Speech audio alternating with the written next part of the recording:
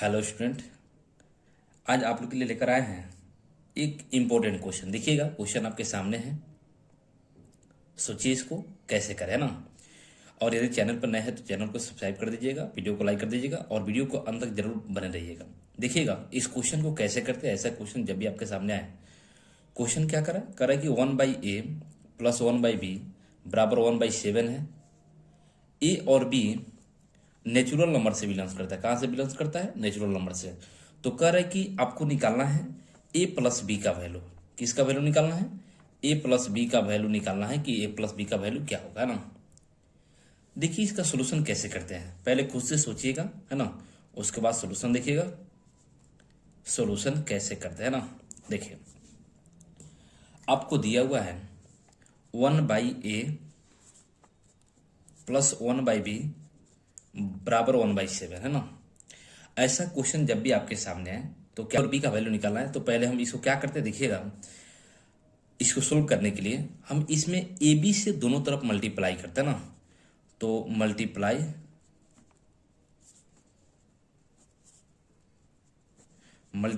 A be on both side, है ना, both side. A B से क्या करते हैं, दोनों तरफ मल्टीप्लाई करते हैं ना। देखिएगा तो ए बी से मल्टीप्लाई करेंगे तो ये क्या हो जाएगा, A B into 1/a plus 1/b बराबर क्या हो जाएगा, ये हो जाएगा ए बी बटे 7, ही ना होगा। ए बी से इसमें गुना करेंगे तो ये हो जाएगा ए बी बटे ए प्लस ए बी बटे बी बराबर ए बी बटे 7, ही ना होगा। अब देखिए यहाँ ए से यह ए कैंसिल हो जाएगा और यहाँ बी से बी कैंसिल हो जाएगा, तो क्या बचेगा, तो ए बचेगा आपको बी प्लस यहाँ पे बचेगा ए बराबर ए बी बटे 7, है ना। इस 7 को इधर हम करते हैं क्रॉस मल्टीप्लाई, तो क्रॉस मल्टीप्लाई करेंगे तो यह 7 इधर भाग में इधर जाएगा तो क्या हो जाएगा, गुना हो जाएगा ना। तो गुना होगा तो कितना हो जाएगा, यह हो जाएगा बी प्लस ए इंटू 7 बराबर ए बी। अब 7 से इसमें गुना करेंगे तो 7 से बी में करेंगे कितना हो जाएगा, तो ये हो जाएगा 7b और प्लस कितना हो जाएगा, 7 से ए में करेंगे तो कितना हो जाएगा 7a बराबर हो जाएगा ए बी, है ना। हम इस दोनों को इधर भेजते हैं, तो इधर भेजेंगे तो इन दोनों को भेजेंगे तो इधर तो 0 बचेगा और इधर भेजेंगे तो ये तो पहले से ए बी इधर प्लस में है और ये जाएगा तो इधर माइनस में हो जाएगा ना। तो माइनस में कितना हो जाएगा, ये हो जाएगा आपको 7b और ये माइनस में हो जाएगा आपको 7a। कोई दिक्कत नहीं ना।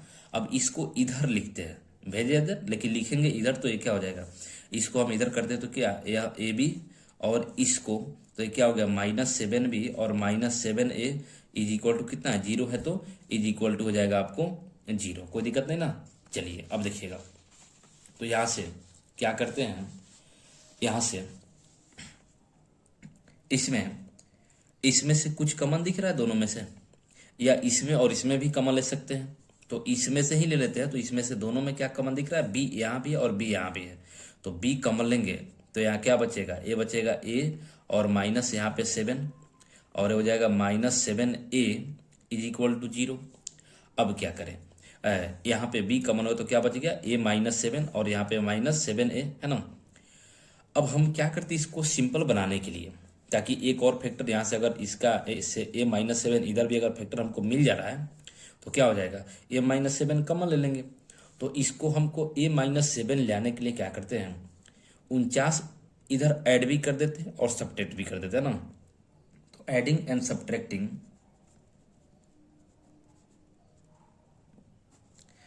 Adding and subtracting, adding and subtracting 49, है ना। देखिएगा तो 49 को ऐड करते हैं और सब्ट्रैक्ट करते हैं तो कितना हो जाएगा, ये हो जाएगा b इंटू ए -7a। इसमें क्या करते हैं, हम 49 को ऐड कर देते हैं, तो 49 को ऐड करेंगे और 49 को सब्ट्रैक्ट करेंगे बराबर 0। 49 से 49 कैंसिल हो जाएगा, फिर से ही बचेगा, है ना। अब यहाँ से ये तो हो गया b इंटू ए -7, यहाँ से कुछ कॉमन दिख रहा है इस दोनों में से, तो अगर हम यहाँ से 7 कॉमन ले तो यहाँ -a बचेगा और प्लस यहाँ 7 बचेगा, 7 7 49, लेकिन हमको a -7 चाहिए तो हम माइनस भी कॉमन लेते हैं दोनों में से और 7 भी कॉमन लेते हैं ना। तो यहाँ क्या बचेगा, माइनस कॉमन तो प्लस ए बचेगा, और यहाँ प्लस है तो क्या हो जाएगा, माइनस में 7 हो जाएगा, और -49 इज इक्वल टू कितना हो गया, 0 हो गया, है ना। अब देखिएगा a-7 यहाँ भी है और a-7 यहाँ भी है, तो a-7 कॉमन हो गया, तो यहाँ क्या बचेगा, यहाँ बचेगा b, और यहाँ पे बचेगा -7, और इस 49 को हम इधर करते हैं इक्वल टू उस साइड में भेजेंगे, तो ये कितना हो जाएगा, ये हो जाएगा 49। अब देखिए इधर हो गया आपका दो फैक्टर, a-7 इंटू b-7 बराबर 49। अब क्या करें, अगर इधर 0 होता तो दोनों फैक्टर 0 के बराबर होता है ना, ये 0 तो 0, लेकिन यहाँ पे क्या 49 है, तो इधर दो फैक्टर है। सोचिएगा अब कैसे करते हैं ना, इधर दो फैक्टर है और इधर 49 है, तो कभी भी ऐसा आपके सामने अगर फैक्टर आता है ना, और ए और बी का वैल्यू निकालना है, तो क्या करते हैं कि ऐसा जब भी आता है तो इसको भी दो फैक्टर में तोड़िए ना, इसको भी क्या करेंगे, फैक्टराइज करेंगे ना, तो इसको भी करेंगे फैक्टराइज, है ना।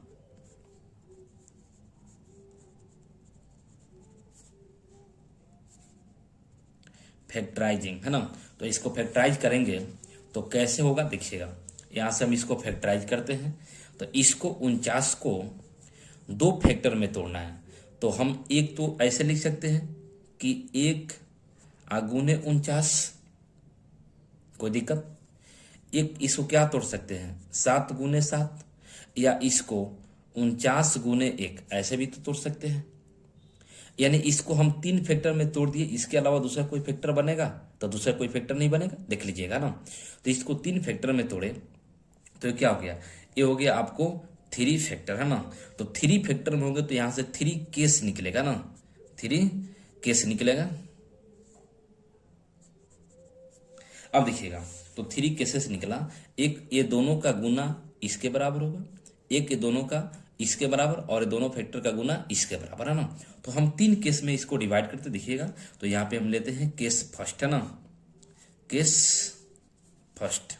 देखिए तो फर्स्ट केस लेते हैं, तो फर्स्ट केस में क्या लेते हैं कि इस दोनों का फैक्टर यानी a-7 इंटू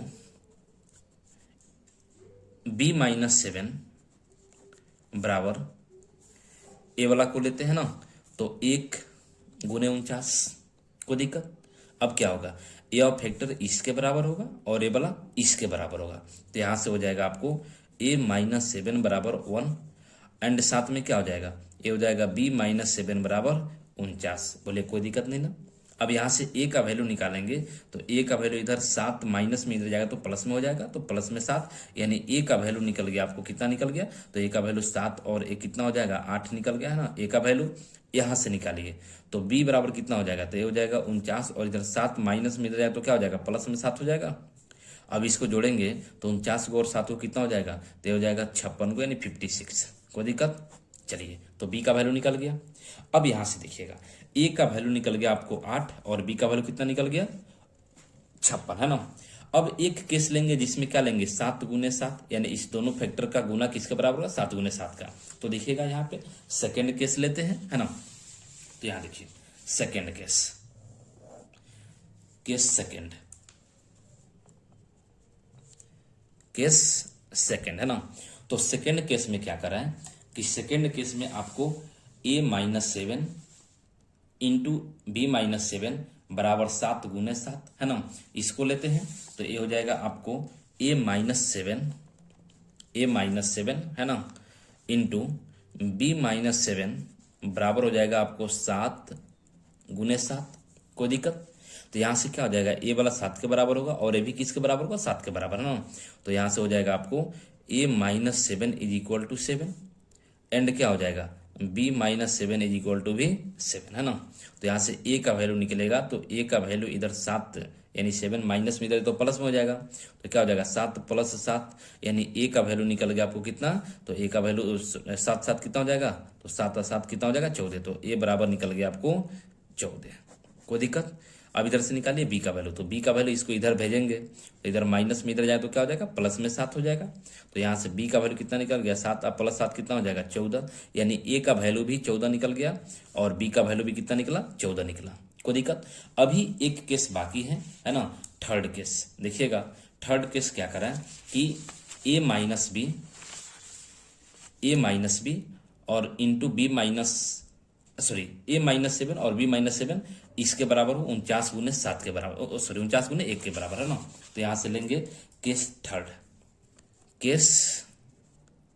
केस थ्री में क्या करा है कि ए माइनस 7 और इंटू बी माइनस 7 ये किसके बराबर है, तो ए है आपको 49 और गुने 1 के बराबर। तो यहां से निकालेंगे तो यहां से क्या हो जाएगा, ए माइनस 7 बराबर 49 हो जाएगा और बी माइनस 7 बराबर कितना हो जाएगा, 1 हो जाएगा। तो यहाँ से ए का वैल्यू निकालेंगे तो डैडी प्लस ए का वैल्यू कितना निकल जाएगा, तो ए का वैल्यू 49 और इधर माइनस में इधर तो क्या हो जाएगा, प्लस में हो जाएगा, यानी ए का वैल्यू कितना हो गया 7, तो कितना 49 प्लस 7 बराबर 56 है ना, कोई दिक्कत।